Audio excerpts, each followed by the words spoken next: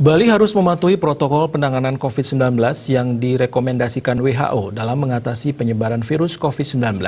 Bali yang rencananya kedatangan ribuan warganya yang bekerja sebagai anak buah kapal atau ABK di luar negeri wajib melakukan pemeriksaan. Bahkan wajib juga melakukan karantina khusus sesuai protokol standar.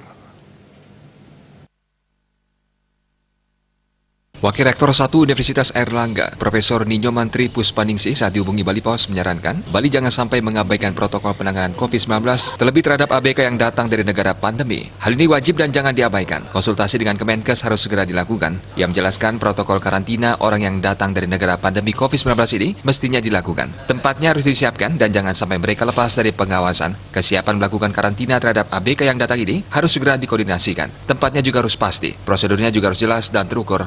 Langkah ini memastikan bahwa mereka aman dan negatif. Ia mengatakan bisa saja saat ini kondisi mereka sehat karena daya tahan mereka bagus, tetapi mereka juga berpotensi sebagai pengantar atau penular virus terhadap warga yang kondisi tubuhnya lemah. Hal ini tentu sangat berisiko. Guru Besar Fakultas Sains dan Teknologi Universitas Airlangga ini mengingatkan Bali relatif kecil untuk mobilitas orang.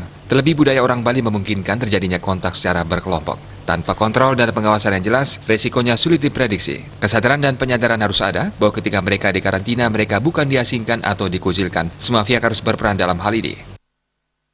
Konsultasi juga perlu dilakukan dengan pemerintah pusat, khususnya Kemenkes, agar protokol standar bisa diterapkan kepada para ABK. Bali bisa mencontoh yang sudah dilakukan di Natuna dan Kepulauan Seribu. Karantina di daerah yang aman seperti pemerintah menggunakan Pulau Natuna bisa dilakukan. Ini bisa saja dengan menyiapkan tenda-tenda atau bangunan yang jauh dari permukiman penduduk. Selain itu, tenaga medis dan peralatan pendukungnya perlu disiapkan, sehingga mobilitas selama masa karantina bisa diminimalkan. Perencanaannya harus matang jika ingin menekan dampak pandemi COVID-19 ini. Kepada balipos.com, pakar biomolekular ini juga mengingatkan agar pemerintah daerah dan kerabat Bali tidak menggunakan disinfektan dalam mensterilkan diri. Masyarakat diminta memperhatikan jenis disinfektan yang dipakai untuk menyemprot tubuh manusia. Resikonya juga fatal di kemudian hari. Masyarakat diharapkan tidak menggunakan alkohol, hidrogen peroksida, dan kaporit atau hipoklorit yang tidak direkomendasikan oleh WHO untuk menyemprot manusia. Cara paling mudah dilakukan adalah rajinlah mencuci tangan dengan sabun dan jaga jarak. Langkah ini untuk menekan penularan atau penyebaran virus. Sabun efektif untuk mengurai virus COVID-19.